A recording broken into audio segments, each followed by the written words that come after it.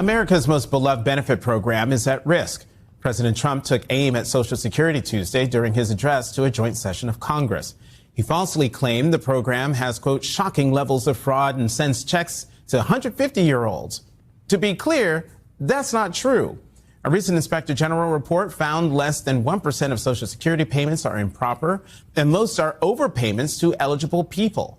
And while there are about 90,000 seniors over 100 years old receiving Social Security benefits, and the names of deceased Americans are still in the database, there is no evidence checks are being sent to thousands of them, as Trump claimed. Today, the program supports 72.5 million retirees and people with disabilities. But the Trump administration is already threatening delivery of Social Security benefits by reducing staff. Last week, the acting Social Security administrator offered buyouts to employees and announced plans to slash 7,000 jobs. And more attacks could be coming from Doge leader Elon Musk, who's called Social Security a scam. Social Security is the biggest Ponzi scheme of all time. Like, if you look at the future obligations of Social Security, it far exceeds the tax revenue. Yeah, but that doesn't make it a Ponzi scheme. You know, for him to call it a Ponzi scheme is misrepresenting it, because it is there to offer small crumbs of bread to the seniors and some handicapped people in the country.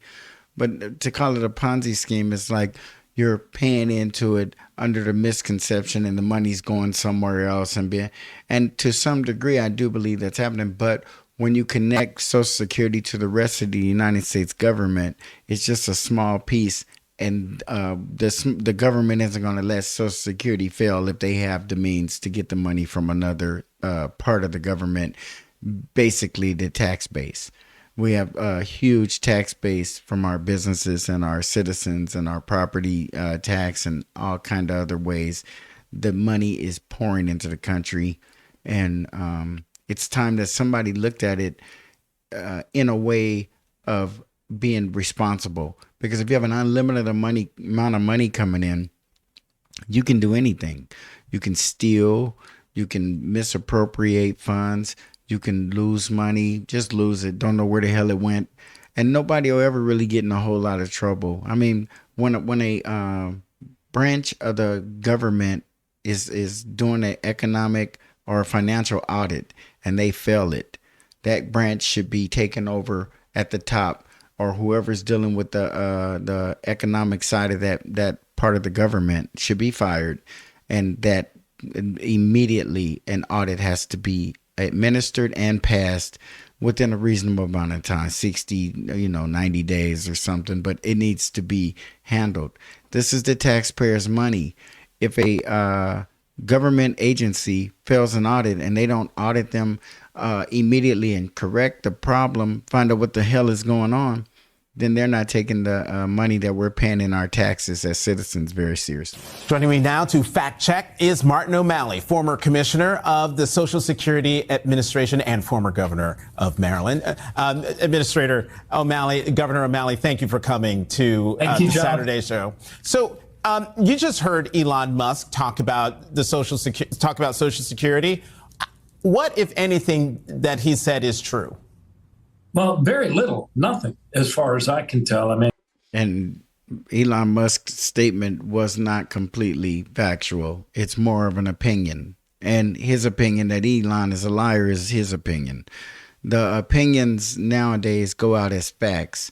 In his opinion, and I wish the question was asked properly, and with Elon Musk, with Social Security being the biggest Ponzi scheme in Elon Musk's opinion, it should be expressed that way, because people are so easily misled by that kind of stuff. And this guy, who is the former commissioner of the Social Security Administration and a Democratic governor, so he is biased. He totally likes the way the Social Security office ran because he had the opportunity to head that agency, and it is what it is. So anybody who comes in and disagrees with what you were doing during your tenure is going to be a problem. And he was the one that initially started this falsehood about there being some zombie apocalypse and, millions and millions of people walking dead all over, the United States with Social Security money coming out of their cadaverous pockets. That was false. And then Donald Trump doubled down on it and said, no, they're not just 150-year-olds, they're 300 years old.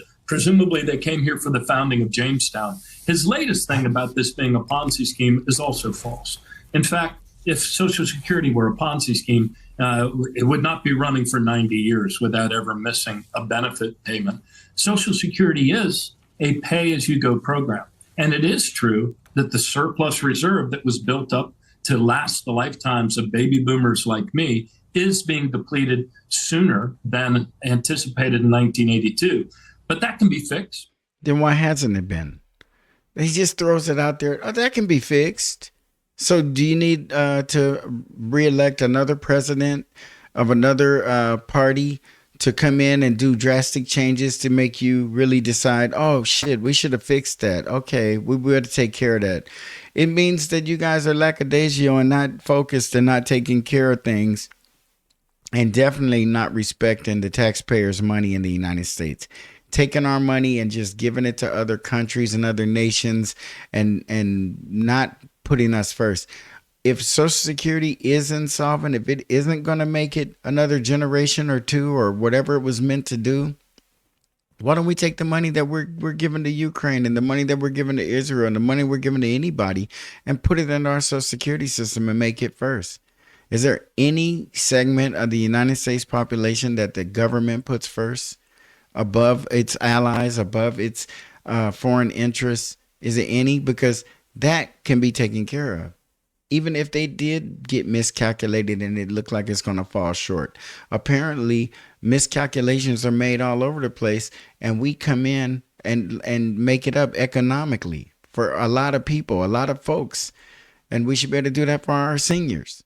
Just as they fixed the 75-year forecast back in 1982. So Social Security, however, the biggest threat that it faces, Jonathan, is actually the staffing cuts, the slashing of Social Security, the gutting of Social Security. We are already seeing the wait times for every service line going up in the wrong direction after a year of getting it to go in the right direction. We are also going to see intermittent disruptions of a lot of the IT aspects that process the claims. Earlier today, I was at a rally here in Florida, and people were saying that they were getting locked out of their MySSA account. So he's still in contact with folks over there, and those are his folks, and those are people who he used to be their boss, and they probably liked the way things were running under him because they had jobs. Their jobs are being threatened by IT, technology, AI, and all that kind of stuff. A lot of those people have administrative jobs that can possibly be taken over with a computer program or some other kind of AI. It ain't nothing that shocking or that surprising. And if it saves the government money and they can take that money and do something with it that we can see and not just keep saving money or whatever, and we never get to see the benefit of it. It would mean as if it never happened. Show us the benefit of it. Lower our taxes, eliminate our taxes, do something that we can see. Those things happen with greater frequency. And then because they're literally paying people to leave now, they'll pay them for a whole year if they're retirement eligible to get out and to get out now. No. Who wouldn't want to do that? Who wouldn't want to retire if your boss came to you and said, hey, you only got a year or two left. We can give you the package and you can get up out of here and everything's straight for you. And you can leave now. Who wouldn't want to? What do you? No. I want to work another 2 years. I mean, some people really do like their jobs. Some people really do like to work, but the majority of us really would like to walk. If they gave us opportunity to leave, we're gonna take it, and it's not unreasonable, not at all. Take that shit and get out of there. And this man is asking people to stay. They don't wanna. They want to go. So what that's eventually going to lead to is a cascading effect that I believe will see manifest itself in an interruption of benefits sometime in the next 30 to 90 days. That's what I was waiting on right there. Between the next 30 to 90 days, there will be a disruption in Social Security benefits as a result of these moves that Trump is making now. And this is the former commissioner of the Social Security Administration. That's the kind of stuff I want to hear, because in 90 days, which I would figure is a reasonable amount of time if Trump has made such a horrible move. But if those checks don't get interrupted and they swap down the personnel over there to Social Security Administration and everything is still rolling along like it was, then he can't say it was a bad thing. You might not agree with it. You might think we were able to focus more in some areas. Wait till we get to the IRS completely. The IRS is going to be changed drastically. And then what are we going to do? Are we going to cry and whine because we're not getting audited as much as we used to? So you're going to have to take the good with the bad. It ain't all going to be good. But as long as as he pledged not to touch those checks, not to touch that benefit for those people. And if he can stick to that, I think we're going to be okay, in my personal opinion. But we are not going to be able to keep all of these where some of them may have to go into private industry. A philosophy of one party is to have a smaller government than the other. And if they keep getting in office and never make the government smaller, then they're lying. At some point, somebody has to stand on this shit or they have to stop saying it. That just is what it is. Do you like smaller government? Yes, we do. Then show us. He's showing you.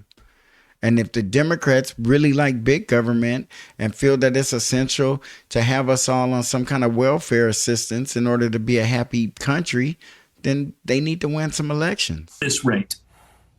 And I was about to ask you about that because on March 1st on CNBC, you said the benefits are likely to be interrupted in 30 to 90 days. And you said, quote, people should start saving now. Saving what? You're on Social Security. You're retired. And if the Social Security Administration does what this man is saying and the checks stop coming and they're interrupted or eliminated or whatever he wants to say is going to happen, how are you? You've been put in a position by the party that you support to where you can't do anything financially. You can't save money. You were relying on that. That was your lifeline right there. And if it gets taken away by his adversary, then what are we supposed to do? It doesn't make any sense. Make us so dependent on the government, and then someone comes along and we hit a speed bump and everybody starts flying all over the place. That's not the way it's supposed to be. It has to be more security in that. People have to have more security and feel more comfortable in their lifestyle and in their life in America, or it's not worth it. I missed a little bit of what you said, but do you stand by that forecast that 30 to 90 days or less? I do. I mean, you're already seeing some of the precursors of that. Jonathan, there is an office in Social Security, which I had the honor to lead last year. Dedicated people. There's an office called the Office of Benefits Information Systems. These are the people that make sure that complex, fragile IT system, which is based on a very old COBOL sort of foundation, they are the ones that make sure that the benefits go out. They're the ones. And if that particular part of that agency is eliminated, there will be another agency within there that has to make sure that those checks go. Well, they're going to stop sending the checks out because they're going to eliminate that. Maybe they decided that particular department within the Social Security Administration isn't necessary. Maybe that's just their opinion. And maybe if the checks keep going out on time, even if there is a little disruption in the beginning, but if they get it on track and get the money going out to the people, maybe the people won't be so mad that there's fewer people up there running the Social Security Administration when they know that it's saving us tax dollars.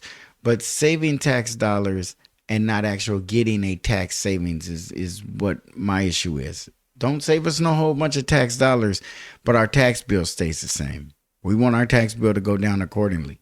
The COLAs, the cost of living increases in October, they pull a week of all-nighters. But guess what?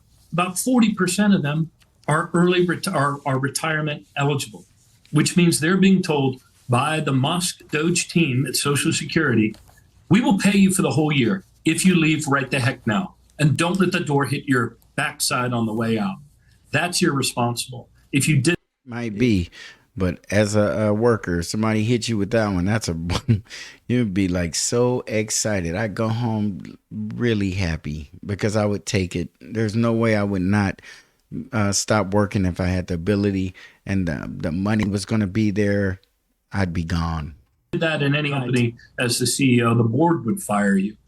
These guys are wrecking the Social Security Administration. They are gutting it of staff, and they are driving its IT systems into a situation where you are going to see a total system collapse in the next 90 days ahead of us. And real quickly, Governor O'Malley, then will they have reaped the whirlwind? Because I'm old enough to remember when there was an issue with Social Security. I think it was back in the late 80s, early 90s, when retirees were climbing on cars of members of Congress protesting something that had happened to their benefits. Are we likely to see that from this generation's retirees? Well, if the crowds that I've been seeing down here, I've been in Florida today speaking at town halls around the Tampa area. I plan to come back. I believe that there is a popular public backlash coming that they don't even know yet. Never been a time in anybody's life when you take away their ability to feed themselves or to eat. So if Social Security is disrupted through the Donald Trump, hell yeah. People are going to be out in the streets. They're not going to stay home and keep looking at the news to wait and see what MSNBC or the Democrats have to tell them.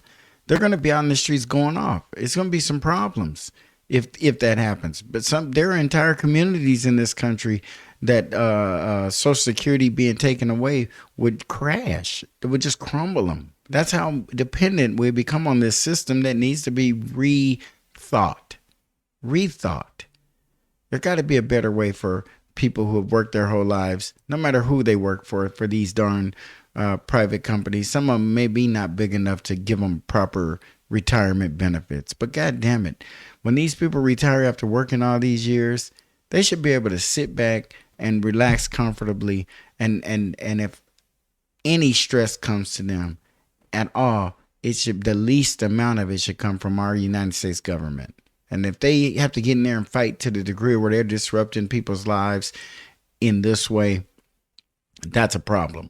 And it's disruption to be scaring folks unnecessarily. That's why in 30 to 90 days, we will see if this is some idle threat or if this man is really in tune with the department that he used to run and he knows what he's talking about. Because if there's no mass problem with benefits being paid, and if they're not immediately addressed and corrected, then he's just trying scare tactics and to disrupt folks' comfort level and have you all stressed out unnecessarily. What that backlash is going to be. People are very concerned. They are very zeroed in. And by the size of the crowds I see here, I think there will be that public backlash. Martin O'Malley, thank you very much for coming to the Saturday Show. Yeah, it's easy for him to get on there and make these terrible predictions.